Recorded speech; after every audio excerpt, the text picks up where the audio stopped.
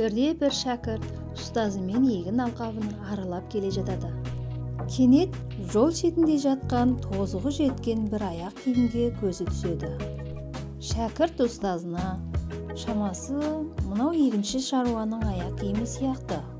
Тығып қойсақ қайтеді? Сосын бір жерге жасырынып қалай абдырап сасқанын қызықтайық", дейді.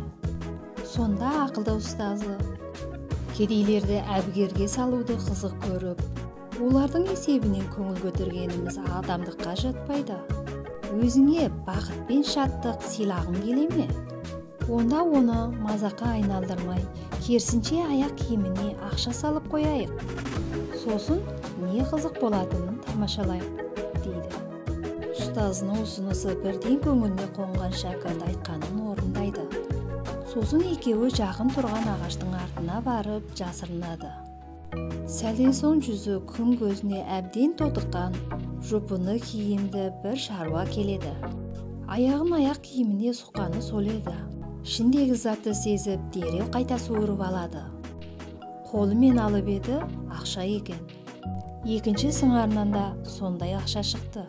Ақшаға бір, жан-жағына бір қарап, таң тамаша болып біраз тұрды. Көз жетер жерде ешкім байқалмады. Ақшаны қалтасына салды да, екі тізесін жерге тигізе жүгініп отыра кетті. Жүзін аспанға көтеріп жасаураған күйі дауыстап сөйлей бастады: "Я Раббым, сен менің халімді өзімнен артық білушісің.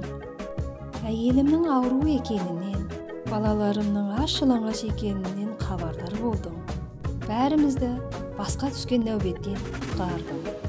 Шүкір, шүкір", деп ұзақ уақыт жасын төккен күйі жаратушысына алғыс айтып, шүкірлігін білдіріп отырды. Манадан бері одан көз жазбай қарап отырған шәкірт қос жанары жасқа толып, қатты әсерге бөленді. Шәкіртінің бойындағы өзгерісті байқап отырған ұстазы: "Қазір бұрынғы халіңнен бақыттырақ екеніңді сезіп отырған сияқтысың. Алғашқы ойыңды іске асырғанда қандай күйде болар едің?" дейді.